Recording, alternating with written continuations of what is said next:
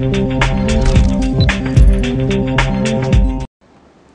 friends, welcome back to the post-market update. It was a very bad day for the markets today on the back of the weak global markets which were also down heavily today. Indices closed here around 2% on the back of the weak global indices, which were also down around 2%. If you look at the overall Indian rupee also, it also depreciated at around 48 paisa to 52.55 a dollar. Looking at the other stocks, ADAG plunged. Apart from that, State Bank of India, Infosys, all were down around 3% down. Apart from that, if you look at the small cap index that outperformed the Sensex and closed around 1.54% down, while the mid cap index underperformed the Sensex and closed down by 1.67%. In Stock Pacific, as I mentioned, that Infosys was down on the back of the news that there were reports that the company is under scrutiny from the US Department of Homeland Security for likely errors in the employer's eligibility documents of its staff working in the United States.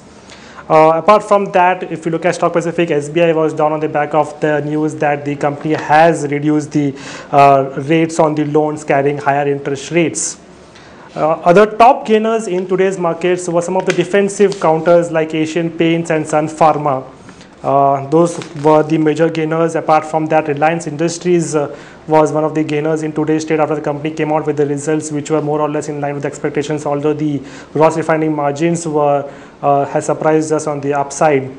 And apart from that, ACC and Max were the major gainer. ACC and in the Max there were news that the company is likely to sell off its non-core businesses. It's a 25-year-old business in polypropylene is likely to fetch around 800 crores for the company. On the back of that news, it was one of the major gainer.